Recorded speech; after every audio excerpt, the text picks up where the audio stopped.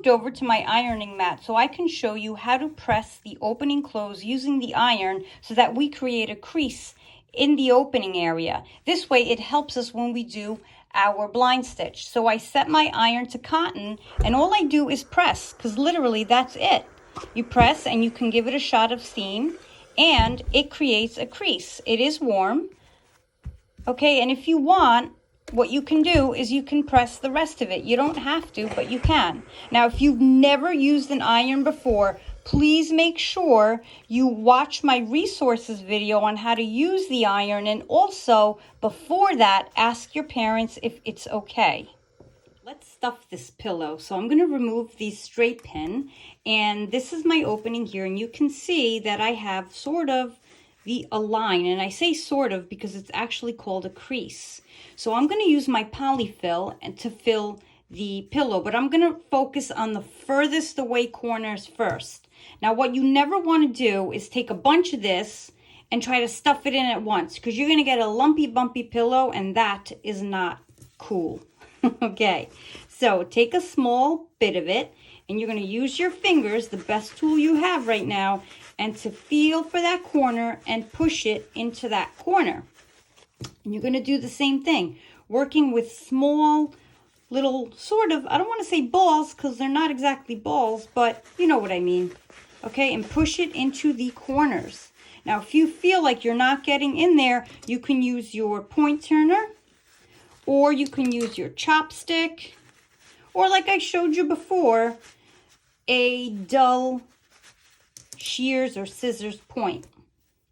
So I fluff it up usually a little just to take out if there's any extra little bumps in there, because sometimes it does show. If your fabric is really thin, like you've chosen a thin fabric and you have bumps in this polyfill, it'll show. You don't want that. You want a really nice, soft, fluffy pillow. So you're going to keep filling, okay? You're going to keep filling until you get the fluffiness you would like to see. You don't want to overstuff your pillow, and I'll show you why when we get to the invisible stitch. If you overstuff it, this is going to open and it's going to be really hard to keep it closed.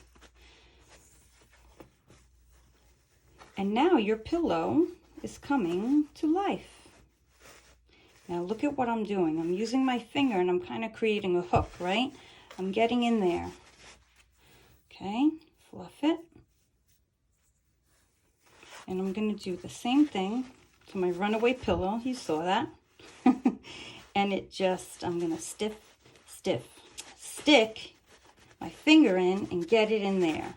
This feels good, but as I'm feeling, there's nothing in here. This might happen to you. So use your chopstick or whatever you have to get that in there. There we go. That's much better.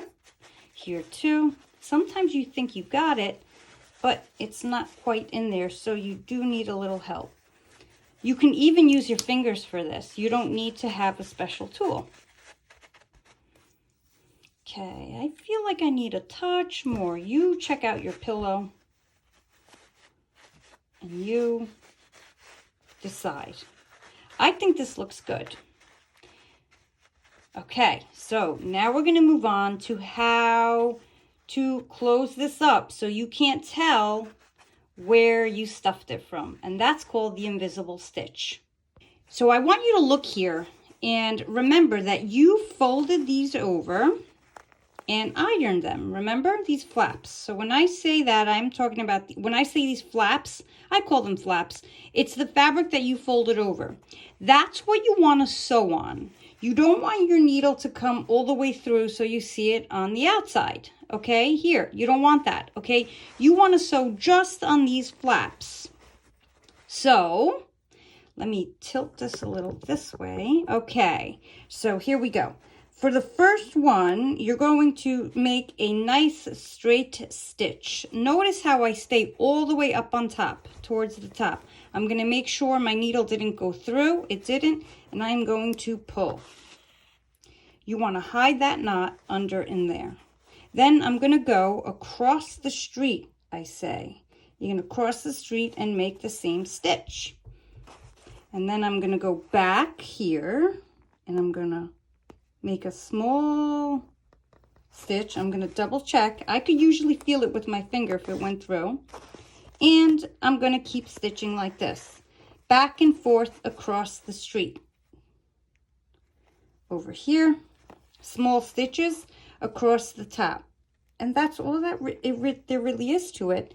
And honestly, it's great because you don't see where you closed off your pillow. It does get stuck a little here and there, but don't get frustrated, okay? I'm having a little hard time because I usually hold the pillow onto my body, which let me see if I can do that for you. Yeah, there we go. Okay, and I hold it still this way, like I kind of put it on my stomach, and there we go. Now I have a better hold. Okay, so I go on this side, I pull, I come across the street, and I pull. You want small stitches on the insides.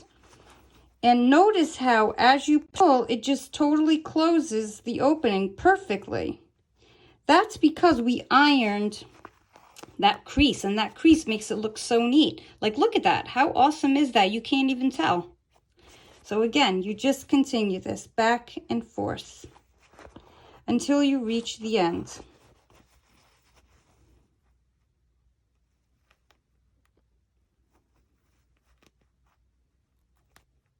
Now, here's some common mistakes that some students tend to make, and they can't understand why their blind stitch is not coming out great. So, I refer to these as flaps, right? So what they do, instead of sewing all the way to the top where your crease is, what they do is they sew all the way down here. Okay? You don't want to do that because if you do, it will stay closed, but it will open like this. It will open like this once it's stuffed. You don't want that because then you can tell something was going on there. You probably stuffed it. You want to stay to the very top. And don't sew up, sew sideways.